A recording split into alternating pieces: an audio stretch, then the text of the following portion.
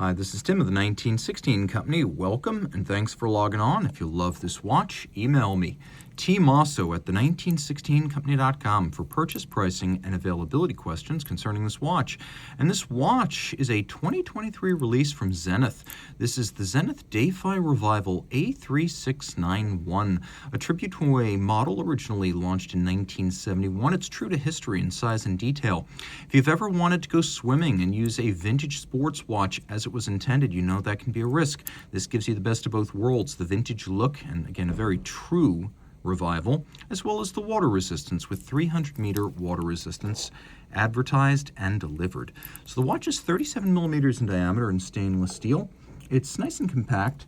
As you can see, 14 millimeters thick, but only 44.2 millimeters from lug to lug with an 18 millimeter spacing between the lugs. We'll throw this watch on the wrist. See, we have a very vintage sort of hollow center link period H pattern bracelet. And look how far inboard of the edge of my wrist this case is. This is suitable even for very small wrists. Ladies who love men's styles are going to find this a great match. Those who love vintage are going to find this right up their alley. I believe you could wear this watch on a wrist as small as 13.5, maybe even 13 centimeters circumference. And although it's not super thin, it does nestle down low on the wrist and has a very sloped case flank to allow your sleeve to ramp up and over it. The bracelet, as mentioned, is brand new in the sense that it's as tight and seamless as a vintage style bracelet can be. There's a little bit of hollowness to the center links, which gives it a bit of rattle, almost like an old Rolex bracelet.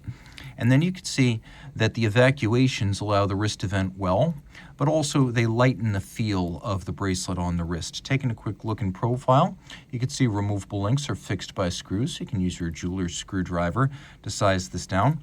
We also have a series of drillings that allow us to restation the spring bar and adjust the sizing of this on the wrist without actually removing links. So if you're in between sizes with the links, we have smaller increments of adjustment right there. We have spring-loaded ball bearing pin snaps here that allow everything to close up quite tightly and securely. And you can see that screws are used to fix this clamshell to ensure that if over time the clamshell starts losing its tightness and tolerance, this piece can be replaced during service. You can see we've got a vintage Zenith style clasp, a little curve to dig your nail in so you can pop open the clamshell and open up this clasp. Rolling around to the case, you can see the links pull straight down out of the bracelet 90 degrees. This has great small wrist fit. It's a highly angular case with a screw down crown featuring the Zenith logo, the star. I believe this is a 14-sided bezel, unless I'm mistaken. We have a little bit of a box section and then a dramatic camber to the sapphire, which gives us a bubble plexi-like look, and that is the idea, but it is sapphire. The dial is described as gradient ruby with lovely vintage style indices, and you can see they are aligned in such a fashion that one leads into the next all the way around the dial. Being gradient, it's lighter at the center, darker at the edge. We'll do a lume shot now.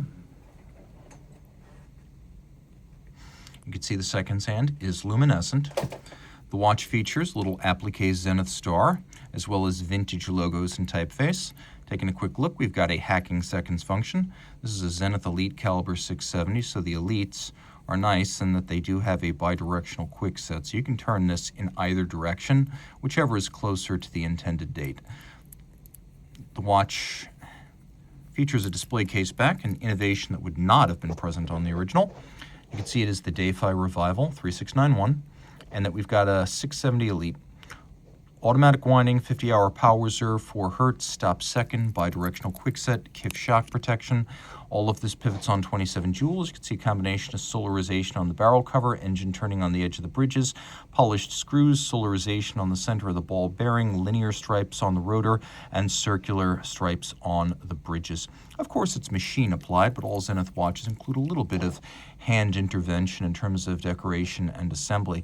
You can see what appears to be a Triovis micrometric adjustment device where the stud is located, and then conventional curb pins for making timing adjustments.